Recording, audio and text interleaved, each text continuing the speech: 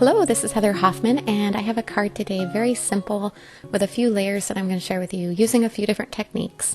Starting off with some simple Copic coloring for my main part of my image that I already have stamped out on a bit of white cardstock.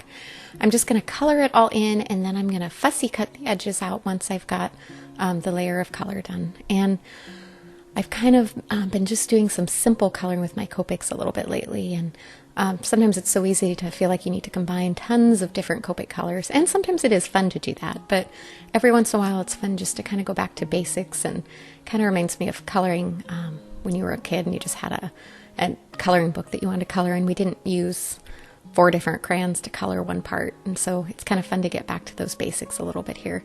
I am going to add 2 colors to each of the areas. Some of the ones I've done lately, I've done shading with just 1 shade of Copic marker, but on this particular one I'm going to use a lighter and darker shade is all. Just enough to add a little bit of outline and shading and depth. They're very similar colors, so it's not a lot of difference, but it's enough just to add a little bit of realism to the image without a ton of extra work or having to spend a lot of time working on it. So I've left the lid sitting there so you can see each color as I work on it. And that's just about the end here. We're going to finish off a little bit of shading on this and adding a few little dots just to add some more texture. And now I've pulled out my detail scissors and I'm going to fussy cut this out. I'm not going directly on the lines, but I'm kind of going sort of as close as I can without actually touching the line. I don't mind a tiny bit of a white border on this card that I'm doing, but I didn't want a really particularly wide one.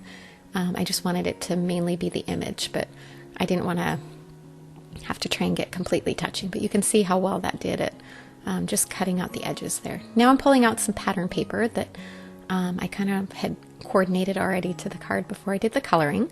And I'm going to start off with a pretty leaf background, and then along the top I want to add my sentiment, and I've already got that stamped on a piece of white cardstock as well, and I wanted to add a torn edge along the bottom, just a little bit for some texture, and to help it kind of pop off the background. It was a little too similar, the white on that neutral background, so I added a little bit of kind of a patterned green paper to go on there, and I tore the edge so it would match up, but add an extra layer and bit of texture on there as well.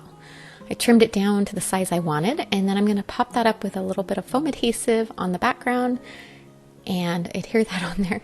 And if you have thin paper like that, if you aren't careful when you put your foam adhesive on, it wants to curl up and bend that. So I pulled it off to kind of fix that a little bit of foam adhesive on the back of that girl that we've colored and fussy cut out. Pop it on there, and there you go, a super simple, fun card design. I love this new stamp image that just released as well. Thanks so much for coming by today. Hope you enjoyed and have a wonderful day.